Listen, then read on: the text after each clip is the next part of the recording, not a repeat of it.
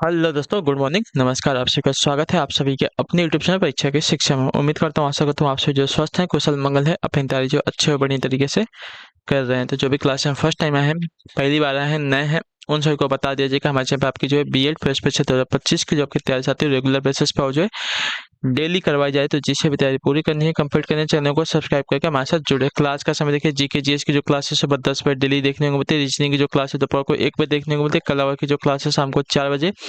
हिंदी की क्लास शाम को 7 बजे आप सभी को डेली बेसिस पे देखने को मिलता है। आप सभी को इसी टाइम पर क्लास से जुड़कर अपनी तैयारी को पूरा कंप्लीट करना। नीचे डिस्क्रिप्शन का इंस्टाग्राम टेलीग्राम का लिंक मिलेगा। इंस्टाग्राम पे फॉलो करेंगे, टेलीग्राम से को ज्वाइन करेंगे। टेलीग्राम से पर डेली बेसिस पे क्लास का अपडेट और आपको जो है एग्जाम का अपडेट मिल जाएगा। तो आप लोग जो है टेलीग्राम चैनल को ज्वाइन कर लीजिएगा, ठीक है। चलिए क्लास स्टार्ट करें, देरी नहीं। एक एक क्वेश्चन आपके एग्जाम के लिए बहुत इंपॉर्टेंट, ध्यान से एक एक क्वेश्चन को देख के उत्तर देने की कोशिश करते हुए आगे बढ़ेंगे, ठीक है। और क्लास स्टार्ट करने से पहले सभी से रिक्वेस्ट है, जिसने अभी तक क्लास को लाइक नहीं किया लाइक करेंगे, शेयर नहीं किया शेयर करेंगे, जिसने अभी तक चैनल को सब्सक्राइब नहीं किया चैनल को सब्सक्राइब करेंगे। पहला क्वेश्चन आपके सामने दिया गया है, क्वेश्चन नंबर 1 है, ध्यान से देख के उत्तर दीजिएगा। राइट आंसर का अरक्तता निम्न में से किन विटामिन्स की अल्पता के कारण होता है? बताइए। अरक्तता निम्न में से किन विटामिन्स की कमी के कारण यानी कि अल्पता के कारण होता है? इसका राइट आंसर क्या हो जाएगा? तो इसका राइट आंसर आपको हो जाएगा तो विटामिन B6 और B12 के कारण, ठीक है। ऑप्शन नंबर जो बी दिया गया है आपका राइट आंसर होगा, ठीक है। क्लियर हो गया यहाँ तक? शरीर के किसी भाग में ऊतकों में रक्त आपूर्ति की कमी होना तथा उसके कारण मानव शरीर की कोशिकाओं में रक्त की कमी हो जाना अरक्तता कहलाता है, ठीक है। यह महिलाओं में अधिक पाया जाता है, ठीक है।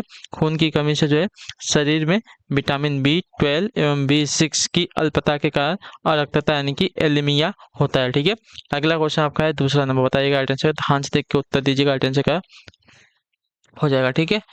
इलायोप्लास्ट संग्रहित करते हैं क्या? आप देखिए, इलायोप्लास्ट क्या संग्रहित करते हैं? तो इलायोप्लास्ट संग्रहित करते हैं आपका वसा। ऑप्शन नंबर सी राइट हो जाएगा, ठीक है। क्लियर हो गया यहाँ तक? इलायोप्लास्ट जो है और लवड़ी लवड़क, ठीक है, का एक प्रकार होता है। यह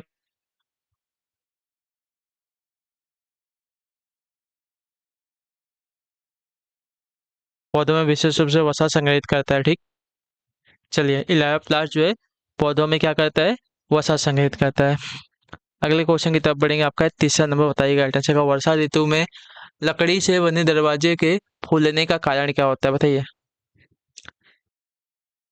तो आपका राइट आंसर अंतः शोषण, ऑप्शन नंबर बी आपका राइट आंसर है, ठीक है। अंतः शोषण एक आपका विलयन के गठन के बिना पदार्थों से पानी को सोखने की प्रक्रिया है, ठीक है। इस प्रक्रिया में ऊर्जा की आवश्यकता नहीं होती, क्योंकि यह एक सामग्री की निष्क्रिय परिवहन है। वर्षा ऋतु में लकड़ी से बने दरवाजे के फूलने का कारण अंतः शोषण है। इसके कारण ही दूध में किशमिश का फूलना, पानी में बीज का फूलना इत्यादि होता है।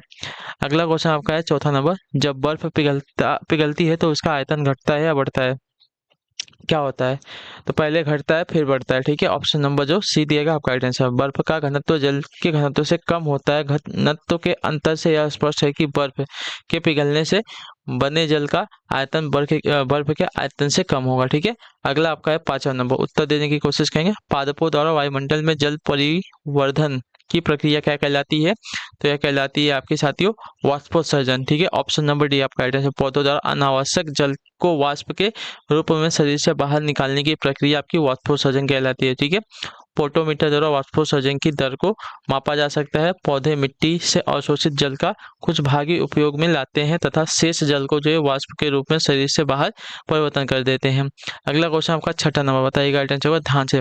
भारतीय रिजर्व बैंक के गवर्नर के कार्यकाल की अवधि होती है कितनी? बताइए। भारतीय रिजर्व बैंक के गवर्नर के कार्यकाल की अवधि कितनी होती है? तो आपका राइट आंसर हो जाएगा साथियों 3 साल की, ठीक है। ऑप्शन नंबर आपका बी राइट है। भारतीय रिजर्व बैंक के गवर्नर की कार्यकाल की अवधि आपकी 3 वर्ष निर्धारित की गई है। इसके पश्चात कार्यकाल को बढ़ाने के लिए पुनः जो है नियुक्ति की जाती है। अगला आपका 7वां नंबर प्रश्न, चाबहार बंदरगाह किन देशों द्वारा संयुक्त रूप से बनाया जाएगा? बताइए। चाबहार बंदरगाह जो है किन देशों द्वारा संयुक्त रूप से बनाया जाएगा? तो आपका राइट आंसर आ जाएगा ईरान, अफगानिस्तान और भारत के द्वारा, ठीक है। ऑप्शन नंबर ए राइट हो जाएगा। चाबहार बंदरगाह का निर्माण भारत, ईरान और अफगानिस्तान के द्वारा संयुक्त सहयोग से बनाया जा रहा है। भारत के पश्चिमी दुनिया के देशों से होने वाले व्यापार के लिए यह बहुत महत्वपूर्ण है, क्योंकि पाकिस्तान का चक्कर काटे बिना भारत के पश्चिमी तट से यहाँ तक जो है पहुंचा जा सकता है। अगला आपका साथी है 8वां नंबर बताने की कोशिश करेंगे। राइट आंसर भारत का 29वां राज्य कौन सा था? तो भारत का 29वां राज्य की अगर बात करेंगे तो आपका राइट आंसर यहाँ पे हो जाएगा तेलंगाना। ठीक है, ऑप्शन नंबर आपका डी राइट हो जाएगा। तेलंगाना राज्य भारत के आंध्र प्रदेश राज्य के अगले अच्छा, तेलंगाना राज्य जो है भारत के आंध्र प्रदेश राज्य से अलग करके जो है 2 जून 2014 को बनाया गया था। इसी के साथ ही यह भारत का 29वां तथा सबसे नया राज्य कहलाया था। ठीक है,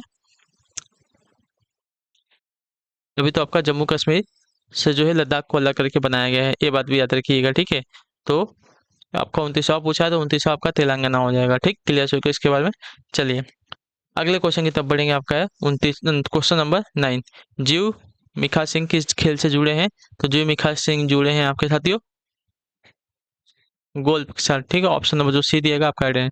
जीव मिखा सिंह भारत के पहले प्रोफेशनल गोल्फ खिलाड़ी हैं। इनके पिता प्रसिद्ध भारतीय धावक मिखा सिंह तथा माता भारत की पहली वॉलीबॉल टीम की पूर्व कैप्टन निर्मल कौर हैं। ठीक है, अगले क्वेश्चन की तरफ बढ़ेंगे। आपका 10वां नंबर बताने की कोशिश कीजिएगा। निम्नलिखित राज्यों में से किस राज्य की विधानमंडल द्विसदनीय है?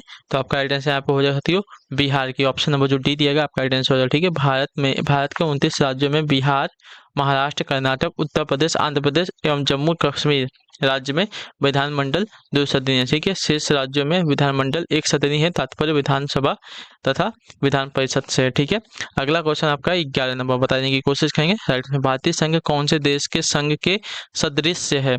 तो इसका राइट आंसर आपका हो जाएगा साथियों कनाडा के। ठीक है, ऑप्शन नंबर आपका डी राइट हो जाएगा। क्लियर हो यहाँ तक? भारतीय संघीय व्यवस्था कनाडा की संघ व्यवस्था पर आधारित है। भारतीय संघ निर्माण के आधार पर जो है तथा केंद्रीयकरण की प्रवृत्ति के आधार पर कनाडाई संघ के सदृश है। ठीक है, अगला क्वेश्चन आपका 12 नंबर बताने की कोशिश करेंगे। 93वां संवैधानिक संशोधन किससे संबंधित है? तो ये आपका संबंधित साथी आपका शिक्षण संस्थानों में ओबीसी के आरक्षण से। ठीक है, तो ऑप्शन नंबर आपका डी यहाँ पे राइट हो जाएगा। ठीक है, 93वां संविधान संशोधन वर्ष 2006 में आरक्षण के कुछ प्रावधानों के लिए जो है किया गया था। इसके तहत जो है शिक्षण संस्थानों में अनुसूचित जाति, जनजाति और अन्य पिछड़े वर्ग के नागरिकों के दाखिले के लिए आरक्षण की व्यवस्था की गई है। ठीक है, अगला आपका है 13 नंबर बताइएगा। आंसर का भारत में राजनीतिक दलों को मान्यता दी जाती है किसके द्वारा? तो आपका राइट आंसर भारतीय निर्वाचन आयोग के द्वारा। ऑप्शन नंबर आपका डी राइट हो जाएगा। ठीक है, क्लियर है? भारतीय निर्वाचन आयोग राजनीतिक दलों का पंजीकरण, राजनीतिक दलों को राष्ट्रीय एवं राष्ट्रीय स्तर पर वर्गीकरण, मान्यता देना या चुनाव चिन्ह देना आदि कार्य करता है। ठीक है, चलिए अगले क्वेश्चन की तरफ बढ़ेंगे। 14 नंबर बताइएगा। राइट आंसर का भारत में सूचना का अधिकार किस वर्ष में पारित किया गया है?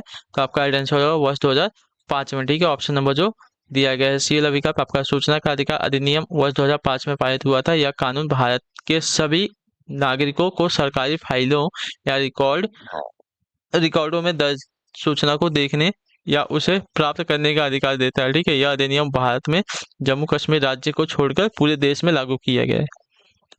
चलिए अगला आपका 15 नंबर भारत में केंद्र शासित प्रदेश की कुल संख्या कितनी है? तो आपका राइट आंसर यहाँ पर हो जाएगा साथियों 8 है। ऑप्शन नंबर जो डी दिया गया आपका राइट आंसर। भारत में 8 केंद्र शासित प्रदेश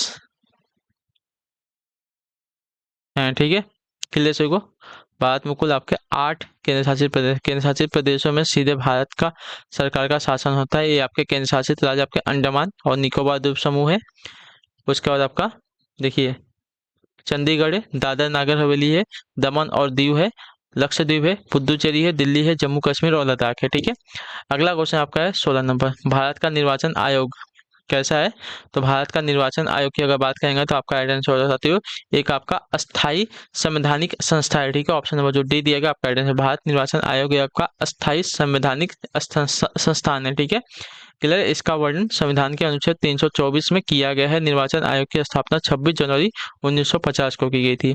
अगला आपका है 17 नंबर बताइएगा आंसर का लोकसभा में भारत के राष्ट्रपति द्वारा एंग्लो इंडियन समुदाय के कितने सदस्य मनोनीत किए जाते हैं? तो आपका राइट आंसर यहाँ पे हो जाएगा 2। ठीक है, ऑप्शन नंबर आपका डी राइट हो जाएगा। भारत के संविधान में राष्ट्रपति की विधायी शक्तियों के अंतर्गत जो अनुच्छेद 331 में यह प्रावधान है कि लोकसभा में एंग्लो इंडियन समुदाय का पर्याप्त प्रतिनिधित्व न हो पर राष्ट्रपति 2 एंग्लो इंडियन को लोकसभा सदस्य जो है मनोनीत कर सकता है। ठीक है, चलिए अगले क्वेश्चन की तरफ बढ़ेंगे। 18 नंबर बताइए गाइडेंस, अगर लोकसभा का प्रोटेम अध्यक्ष नियुक्त किया जाता है कैसे? बताइए, लोकसभा का प्रोटेम अध्यक्ष नियुक्त किया जाता है कैसे? तो आपका राइट आंसर हो जाएगा भारत के राष्ट्रपति के द्वारा। ऑप्शन नंबर ए राइट हो जाएगा। ठीक है, क्लियर से हो गया यहाँ तक। चलिए, आम चुनाव के बाद जब लोकसभा की प्रथम बैठक आमंत्रित की जाती है तो राष्ट्रपति लोकसभा के सबसे वरिष्ठ सदस्य को जो है प्रोटेम स्पीकर के रूप में जो है नियुक्त करता है। अगला आपका है 19 नंबर बताने की कोशिश करेंगे। राइट आंसर, भारत के संविधान के अनुच्छेद 70 के अंतर्गत राष्ट्रपति एवं उपराष्ट्रपति की अनुपस्थिति में कौन राष्ट्रपति होगा? तो यह होगा साथियों आपका भारत के मुख्य न्यायाधीश। तो ऑप्शन नंबर आपका डी राइट हो जाएगा। ठीक है, क्लियर से हो गया यहाँ तक। चलिए, क्लियर है ना? भारत के संविधान के अनुच्छेद 70 के अंतर्गत जो है राष्ट्रपति एवं उपराष्ट्रपति की अनुपस्थिति में भारत का मुख्य न्यायाधीश जो है राष्ट्रपति होगा, किंतु मुख्य न्यायाधीश की अनुपस्थित हुआ तो जो है वरिष्ठ न्यायाधीश जो है राष्ट्रपति होगा यहाँ पे। ठीक है, चलिए अगले क्वेश्चन की तरफ बढ़ेंगे। 20 नंबर उत्तर देने की कोशिश कीजिएगा। राइट आंसर, निम्नलिखित में से कौन सा भारत का दक्षिणतम बिंदु है? तो आपका राइट आंसर यहाँ पे हो जाएगा साथियों इंदिरा पॉइंट, इंदिरा बिंदु। तो ऑप्शन नंबर ये आपका राइट आंसर हो जाएगा। ठीक है, भारत के दक्षिण बिंदु इंदिरा पॉइंट है जो अंडमान निकोबार द्वीप समूह के ऊपर निकोबार द्वीप में अवस्थित है। ठीक है, चलिए अगले क्वेश्चन की तरफ बढ़ेंगे। 21 नंबर, भाखड़ा नागल बांध की ऊंचाई कितनी है? तो इसका राइट आंसर आपका हो जाएगा साथियों 226 मीटर है। ठीक है, ऑप्शन नंबर सी राइट हो जाएगा। भाखड़ा नागल बांध पंजाब की सतलुज नदी पर स्थित है, जो भारत की सबसे बड़ी बहुउद्देशीय नदी घाटी परियोजना है। यह राजस्थान, पंजाब एवं हरियाणा की संयुक्त परियोजना है। इसकी ऊंचाई जो है 226 मीटर है, जो भारत का दूसरा सबसे ऊंचा बांध है। भारत का सबसे ऊंचा बांध टिहरी है, जिसकी ऊंचाई 261 मीटर है। अगले क्वेश्चन की तरफ बढ़ेंगे। 62 नंबर बताने की कोशिश करेंगे। राइट, जनगणना 2011 के अनुसार किस राज्य की जनसंख्या सर्वाधिक है? तो इसका राइट आंसर आपका हो जाएगा उत्तर प्रदेश की। ऑप्शन नंबर जो ए दिया गया आपका राइट आंसर। 2011 की जनगणना के अनुसार भारत की जनसंख्या 121.08 करोड़ है। ठीक है, भारत में सर्वाधिक जनसंख्या उत्तर प्रदेश की है। ठीक है, और तो सबसे कम जनसंख्या आपकी सिक्किम राज्य की। ठीक है, चलिए अगले क्वेश्चन की तरफ बढ़ेंगे। आपका 23 नंबर, सुंदर वन डेल्टा कौन से पेड़ के लिए प्रसिद्ध है? तो इसका राइट आंसर हो जाएगा साथियों सुंदरी के। ठीक है, ऑप्शन नंबर जो सी दिया गया आपका राइट आंसर। सुंदर वन का डेल्टा भारत ही नहीं अपितु विश्व का सबसे बड़ा डेल्टा है। ठीक है, जो गंगा एवं ब्रह्मपुत्र नदी का द्वारा बनाया गया है। ठीक है, यह क्षेत्र जो है मैंग्रोव वन से घिरा हुआ है। यहाँ सुंदरी नामक वृक्ष सर्वाधिक पाए जाते हैं, संख्या में पाए जाते हैं। ठीक है, इसलिए इसका नाम जो है सुंदरवन पड़ा है। ठीक है, सुंदरी एक आपका हेलोफाइट पौधा है जो समुद्र किनारे नमकीन पानी में उगता है। ठीक है, अगला आपका है 24 नंबर, न्यूनतम वृद्धि काल वाला बायोम क्या है? बताइए, न्यूनतम वृद्धि काल वाला बायोम क्या है? तो यह है आपका साथियों टुंड्रा। ठीक है, ऑप्शन नंबर आपका डी राइट हो गया यहाँ पे। चलिए क्लियर से को भौतिक भूगोल में टुंड्रा एक आपका बायोम है जो जहाँ वृक्ष की वृद्धि कम तापमान और बढ़ने से अपेक्षाकृत छोटे मौसम के कारण प्रभावित होती है। ठीक है, टुंड्रा का अर्थ ऊंची भूमि, वृक्ष विहीनी पर्वतीय रास्ता होता है। ठीक है, पृथ्वी पर न्यूनतम वृद्धि काल वाला बायोम टुंड्रा प्रदेश है। इस प्रदेश की वनस्पति मुख्यतः बौनी झाड़ियां, दलदली पौधे, घास, काई एवं लाइकेन से मिलकर बनती है। ठीक है, अगला आपका 25 नंबर आखिरी क्वेश्चन बताइएगा आंसर। जेरोफाइटिक वनस्पति अधिकतर पाई जाती है कहाँ पर? तो आपका आंसर यहाँ पर हो जाए साथियों घास के मैदान एवं मरुस्थलों में। ठीक है, ऑप्शन नंबर सी राइट हो जाएगा। क्लियर हो गया यहाँ तक? चलिए, तो इसी के साथ जो आपकी क्लास है आपकी आज की यहाँ पे कंप्लीट होती है। आई होप कि आपको क्लास जो है साथियों अच्छी लगी, पसंद है। क्लास को लाइक कर दीजिए, चैनल पहले हो तो चैनल को सब्सक्राइब कर लीजिएगा और अपना जो फीडबैक है क्लास का नीचे कमेंट में बता के जाइएगा। हम आपसे मिलेंगे आपकी नेक्स्ट क्लास में, तब तक के लिए टाटा बाय बाय, जय हिंद जय भारत। आपसे क्लास से जुड़ने के लिए बहुत बहुत ही धन्यवाद साथियों।